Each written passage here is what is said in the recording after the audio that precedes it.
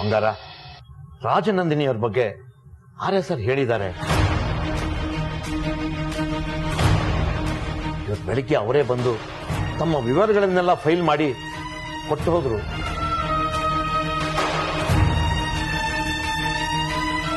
ಅದರಲ್ಲಿ ರಾಜನಂದಿನಿ ಅನ್ನೋರು ಅವರ ಮೊದಲನೇ ಪತ್ನಿ ಅನ್ನೋದನ್ನು ನಾನು ನೋಡಿದೆ. ಆರ್ಯ ಸರ್ಗೆ ಏನನ್ನೂ ಮುಚ್ಚಿಡೋ ಉದ್ದೇಶ ಇಲ್ಲ ಅಂತ ಇದರಲ್ಲೇ ಗೊತ್ತಾಗುತ್ತೆ ಅಲ್ವಾ ಬಂಗಾರ?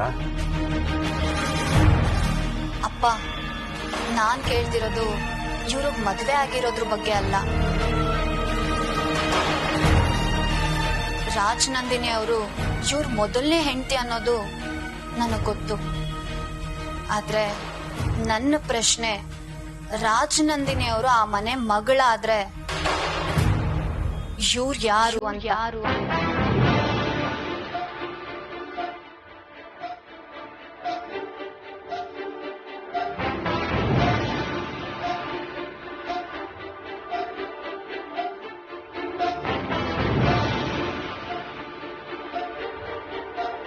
ಅನು, ನಿನ್ ಮಾತು ಅತಿ ಆಯ್ತು ಕಣೆ.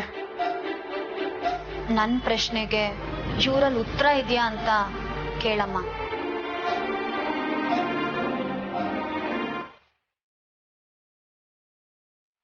ಉತ್ತರ ಇಲ್ದಿರೋ ಪ್ರಶ್ನೆ ಅತಿಯಾಗೆ ಕಾಣಿಸುತ್ತೆ. ನಾನು ಇಷ್ಟು ಕಾಲ ಯಾರನ್ನ ನಂಬಿದ್ನೋ ಅವ್ರ ಹಿಂದೆ ಬೇರೆನೆ ವ್ಯಕ್ತಿ ಇದ್ದಾನೆ.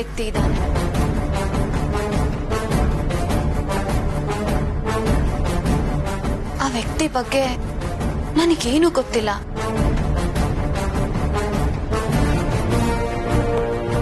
ಅವರನ್ನ ನಾನು ಹೇಗ್ ಮದ್ವೆ ಆಗ್ಲಿ ಅಮ್ಮ?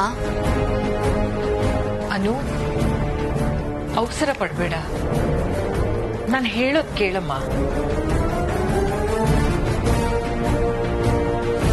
ಆರ್ಯ ನನ್ನ ಅಮ್ಮ,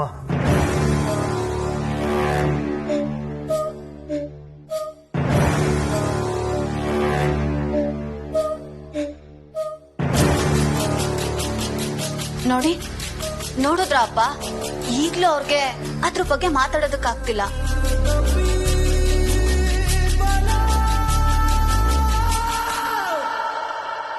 ಅಂದ್ರೆ ಏನನ್ನ ಮುಚ್ಚಿಡ್ಬೇಕು ಅಂತ ತಾನೆ ಇಷ್ಟು ದಿನ ನನ್ನ ಹತ್ರ ಹೇಳ್ತಾ ಇದ್ದಿದ್ದು.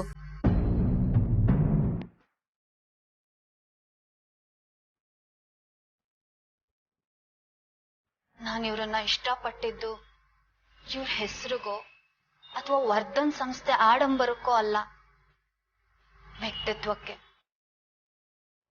ಆದ್ರೆ ಈಗ ಅದೇ ಸುಳ್ಳು ಅಂತ ಅರ್ಥ ಆಗ್ತಿದೆ. ನಾನೀಗ ಇವ್ರನ್ನ ಹೇಗ್ ಒಪ್ಕೊಳ್ಳಿ? ನೀವೇ ಹೇಳಮ್ಮ.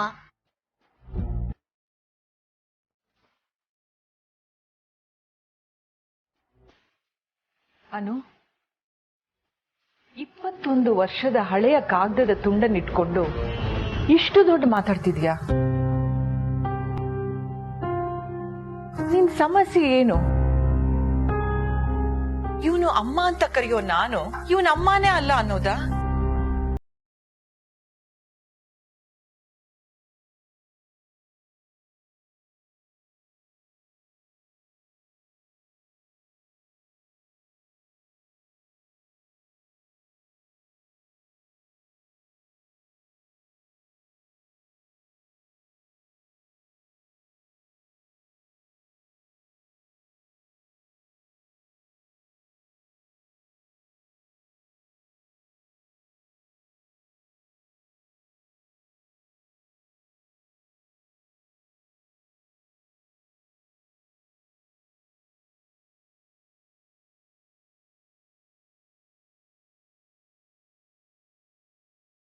ಅಮ್ಮನೇ, ನಾನು ಇವನ್ನ ದತ್ತು ತಗೊಂಡಿದ್ದೀನಿ.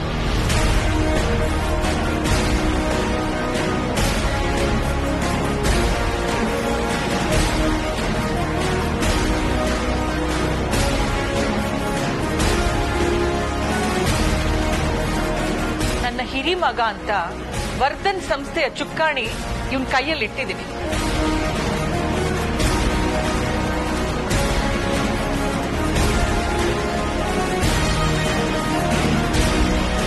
ಸತ್ತು ಮಗನ? ಸತ್ತು ಮಗನೇ ಅಲ್ಲ ಅನ್ನೋದಾದ್ರೆ ನಮ್ಮ ದೇಶದ ಇತಿಹಾಸದಲ್ಲಿ ಎಷ್ಟೋ ಹೆಸರುಗಳು ಉಳಿತಾನೇ ಇರಲಿಲ್ಲ.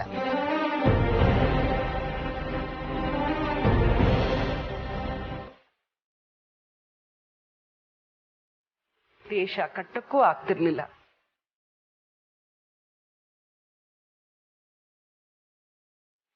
ಈ ಎಲ್ಲಾ ವಿಷಯಗಳನ್ನು ನಾವು ಒಂದಲ್ಲ ಒಂದ್ ದಿವಸ ಹೇಳ್ತಾನೆ ಇದ್ವಿ.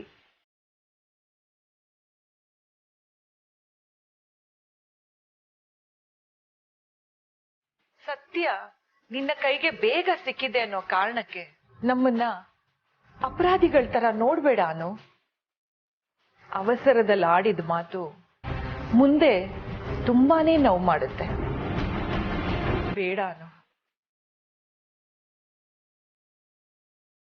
ಬೇಡ, ಅದನ್ನೇ ನಾನು ಹೇಳ್ತಿದ್ದೀನಿ ಅಮ್ಮ. ನನಗೆ ಅಗತ್ಯ ಇಲ್ಲದೆ ಇರೋ ವಿಷಯಗಳನ್ನ ನಾನು ಯಾವತ್ತೂ ಕೇಳ್ತಿರ್ಲಿಲ್ಲ. ಈಗ್ಲೂ ನನಗದ್ ಬೇಡ.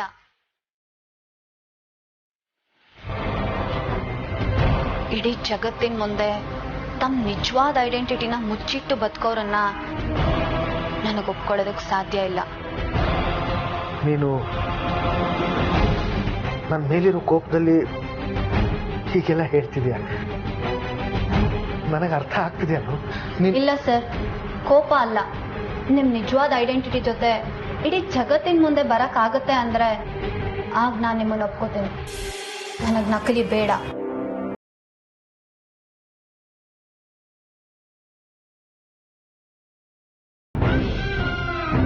ನಾವಿಬ್ರು ಒಂದಾಗೋಕೆ ಎಲ್ಲ ಸಿದ್ಧತೆನೂ ಆಗೋಗಿದೆ. ಇನ್ನು ಏನೂ ಸಮಸ್ಯೆ ಇಲ್ಲ. ಅನು, ಇಂಥ ಸಮಯದಲ್ಲಿ ನಾವು ದೂರ ಆಗೋ ಮಾತು ಯಾಕೆ ಆಡ್ತಿದ್ಯಾ? ಅನು, ನಾನು ದೂರ ಆಗೋ ಮಾತು ಯಾವತ್ತೂ ಆಡಿಲ್ಲ ಸರ್, ಆಡೋದು ಇಲ್ಲ. ದೂರ ಆಗೋ ಮಾತನ್ನ ಪದೇ ಪದೇ ಆಡ್ದವ್ರು ಯಾರು ಅನ್ನೋದು ನಿಮಗ್ ನೆನ್ಪಿದ್ದಿದ್ರೆ ನೀವೀ ಮಾತಾಡ್ತಿರ್ಲಿಲ್ಲ.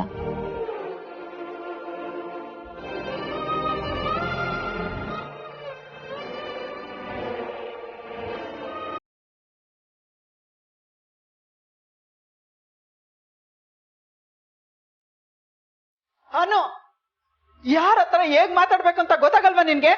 ಮೊದ್ಲು ಕ್ಷಮೆ ಕೇಳು. ಇಲ್ಲ ಪುಷ್ಪ ಅವ್ರೆ, ಅವಳು ಏನ್ ಹೇಳಬೇಕು ಅಂತಿದ್ದಾಳೋ ಹೇಳಿಬಿಡಿ. ಇನ್ನು ನಾನ್ ಮಾತಾಡೋದಕ್ಕೆ ಏನೂ ಇಲ್ಲ. ಹೇಳ್ಬೇಕಾಗಿರೋದನ್ನೆಲ್ಲ ಹೇಳಾಗಿದೆ. ಮಾತಿಗೆ ಮಾತು ಬೇಡ ಅನು. ನೀವಿಬ್ರು ಸಮಯ ತಗೊಂಡು ಮನಸ್ಸು ತಿಳಿ ಆಗೋ ಹಾಗೆ ಮಾತಾಡಿ. ಮನಸ್ತಾಪಕ್ಕೆ ಅವಕಾಶ ಕೊಡಬೇಡಿ. ನೀವಿಬ್ರು ಒಂದಾಗ್ಲಿ ಅನ್ನೋದು ನಮ್ಮೆಲ್ಲರೂ ಆಸೆ.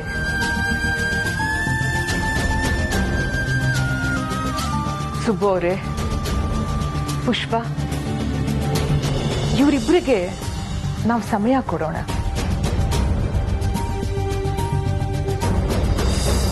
ನಾವು ಇಲ್ಲಿರೋದು ಬೇಡ. ಅವರೇ ಮಾತಾಡ್ಲಿ, ನಾವು ಹೊರಗಡೆ ಇರೋಣ.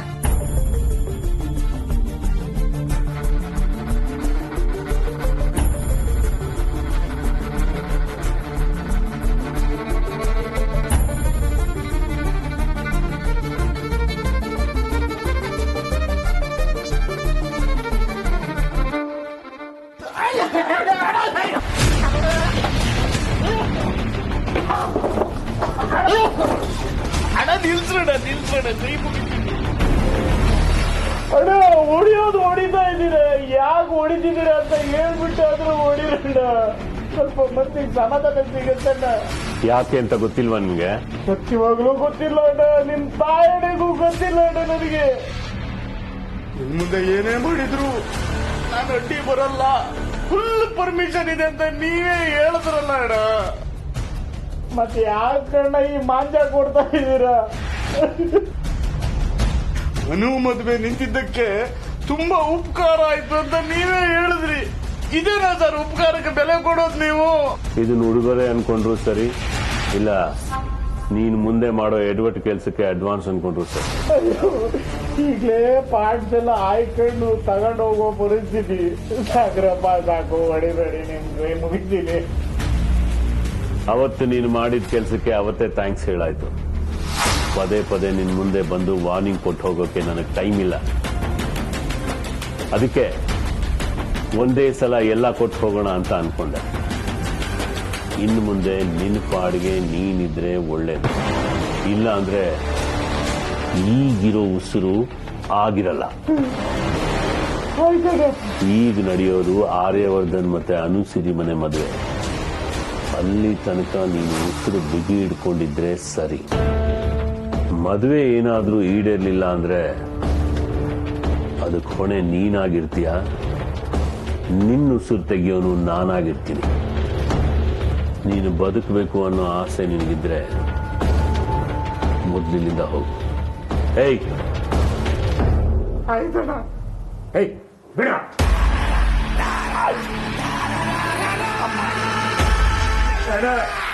ಮಾತಾಡಿದ್ರೆ ಒಂದು ಮಾತಿಗೆ 10 ಬೀಳುತ್ತೆ.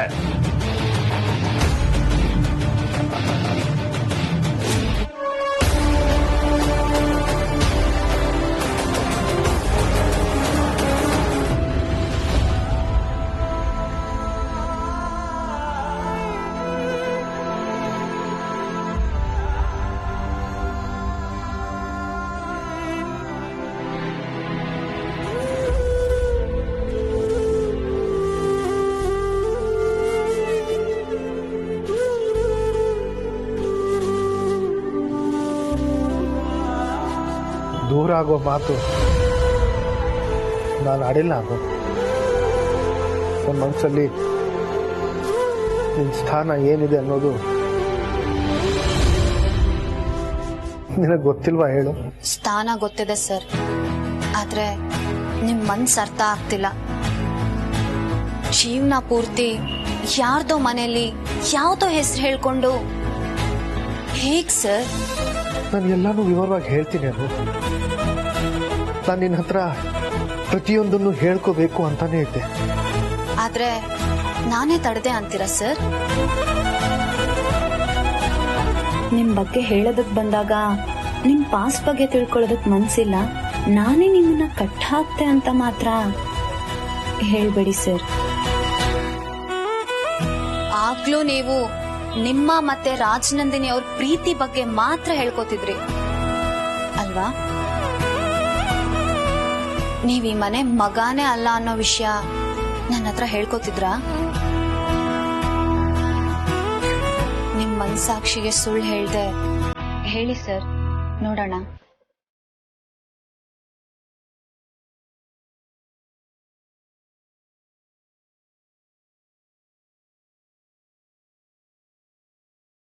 ಇಲ್ಲ, ಹೇಳ್ಕೊತಿರ್ಲಿಲ್ಲ.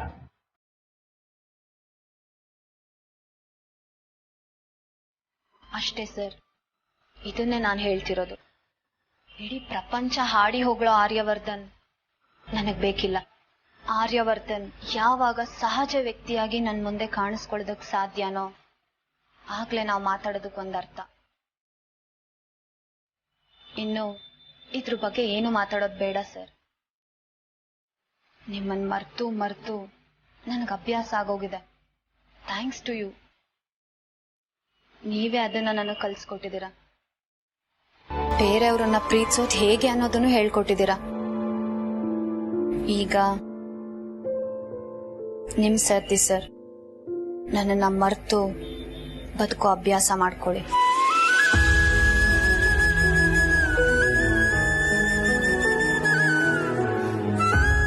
ಈ ಆರ್ಯವರ್ಧನಿಂದ ತುಂಬಾ ಜನಕ್ಕೆ ಒಳ್ಳೇದಾಗಿದೆ.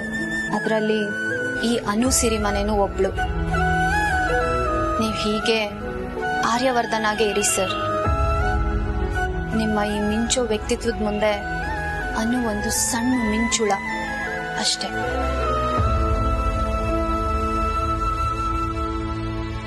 ನೀವೇನು ಹೊರಡ್ಬೋದು ಸರ್.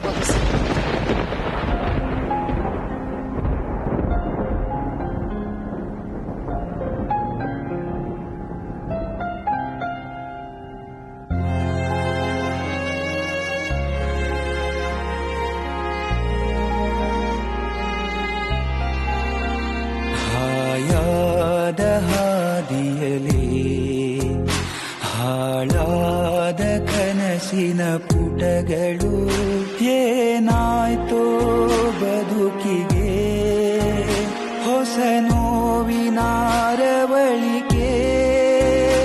ಇದು ದೃಷ್ಟಿಗೊಂಬೆಯ ಮೌನಗೀತೆ ಹಾಯಾದ ಹಾದಿಯಲೇ ಹಾಳಾದ ಕನಸಿನ ಪುಟಗಳು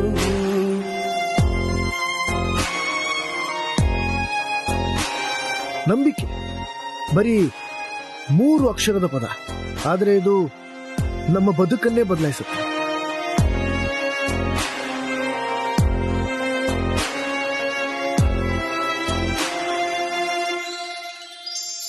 ಜಗದ ನೋವೆಲ್ಲ ಬೆರೆಸಿ ಹಣೆಗೆ ಬಳಿದೋರು ಯಾರೋ ಉಸಿರೇ ಉಳಿದಿಲ್ಲ ನಗಲು ಅಳಿವು ತಂದೋರು ಯಾರೋ ಜೊತೆಗೆ ಶಾಮೀಲು ಯಾರೋ ಮನವಿ ಕೊಡಬೇಕಿದೆ ಹಾಯಾದ ಹಾದಿಯಲೇ ಹಾಳಾದ ಕನಸಿನ ಪುಟಗಳು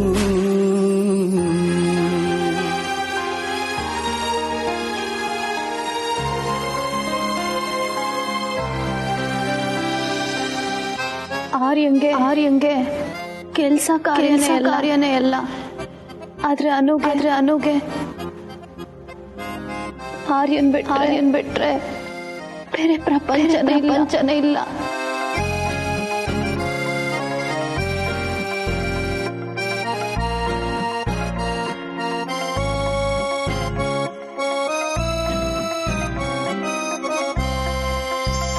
ವಿವರ ಕೊಡದಂತೆ ಸಮಯ ಬದುಕ ಸುಂಕವ ಕೇಳಿದೆ ನೋವೇ ಇರಬೇಕು ತೆರಿಗೆ ಅವನ ಹುನ್ನಾರವೇನಿದೆ ಮಗುವು ಖುಷಿಯಾಗಲೆಂದು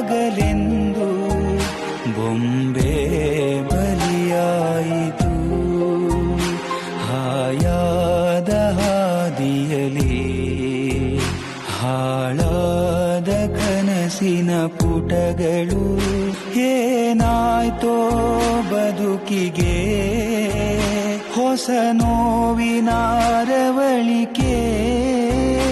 ಇದು ದೃಷ್ಟಿಗೊಂಬೆಯ ಮೌನಗೀತೆ ಹಾಯಾದ ಹಾದಿಯಲೇ ಹಾಳಾದ ಕನಸಿನ ಪುಟಗಳು ನಿನಗೆ ಯಾರ ಮೇಲೊಂದು ಕೋಪನೋ ನನಗೆ ಗೊತ್ತಾಗ್ತಾ ಇಲ್ಲ ಮಗಳೇ. ಇನ್ನು ಮೇಲೆ ನಿನ್ನ ನಿರ್ಧಾರಗಳನ್ನ ನಾನು ಪ್ರಶ್ನೆ ಮಾಡೋದಿಲ್ಲ. ನಾವೆಲ್ಲ ಸೇರಿ ಆರ್ಯ ಸಾರ್ನ ಒಪ್ಕೊಂಡಿರೋವಾಗ ನೀನು ಬೇಡ ಅಂತಿದೀಯಾ? ಇದು ನಿನಗೆ ಸರಿ ಅನ್ಸುತ್ತಾ? ಕೋಪಾನೋ ಸಂಕಟನೋ ಅನ್ನೋದಕ್ಕಿಂತ ಗೊಂದಲದಲ್ಲಿ ಓಕೆ ಅನ್ನೋದಕ್ಕಾಗಲ್ಲ ಅಪ್ಪ. ನನಗ್ ನನ್ನ ನಿರ್ಧಾರ ಸರಿ ಅನ್ನಿಸ್ತಿದೆ. ಆದ್ರೆ ಇದ್ರಿಂದ ನಾನು ಇನ್ಯಾರನ್ನೋ ಮದ್ವೆ ಆಗೋದಕ್ಕೆ ರೆಡಿ ಇದೀನಿ ಅಂತ ಅನ್ಕೋಬೇಡಿ. ಅನು ಏನ್ ಹೇಳ್ತಿದ್ಯಾ ನೀನು? ಯಾವ್ದಾದ್ರು ಮನ್ಸಲ್ಲಿ ಇಟ್ಕೊಂಡು ಈಗೆಲ್ಲ ಇರಮ್ಮ, ನಾನ್ ಕಾರಣ ಇಲ್ದೆ ಏನನ್ನು ಮಾತಾಡಲ್ಲ. ಒಳ್ಳೆ ಮಗಳಾಗಿ, ಒಳ್ಳೆ ಫ್ರೆಂಡ್ ಆಗಿ, ಒಳ್ಳೆ ಕೆಲ್ಸಗಾರಳಾಗಿ ಗುರ್ತಿಸ್ಕೊಳ್ಳೋದಕ್ಕಿಂತ ಇನ್ ಯಾರಿಗೋ ಹೆಂಡತಿ ಅಂತ ಗುರ್ತಿಸ್ಕೊಳ್ಳೋದು ಈ ಸಮಾಜಕ್ಕೆ ಮುಖ್ಯನಾ ಅಪ್ಪ? ಬಂಗಾರ, ನಿನ್ನ ಆಲೋಚನೆಗಳನ್ನ ನಾನು ಗೌರವಿಸ್ತೀನಿ. ನಾನು ನಿನ್ನನ್ನ ಸರಿಯಾಗಿ ಅರ್ಥ ಮಾಡ್ಕೊಳ್ಳದೆ ಏನೇನೋ ಅನಾಹುತಗಳೆಲ್ಲ ಆಗೋಯ್ತು. ಅದಕ್ಕೆ ನನಗೆ ಪಶ್ಚಾತ್ತಾಪ ಇದೆ. ಅದಕ್ಕೆ ನಾನು ನನ್ನನ್ನ ಯಾವತ್ತೂ ಕ್ಷಮಿಸೋದಿಲ್ಲ. ಈಗ ನೀನಾಗೆ ನೀನು ಒಂದು ನಿರ್ಧಾರ ತಗೊಂಡಿದ್ಯಾ, ಇದಕ್ಕೆ ನಾನು ಯಾವತ್ತೂ ಅಡ್ಡಿ ಬರಲ್ಲ ಮಗ.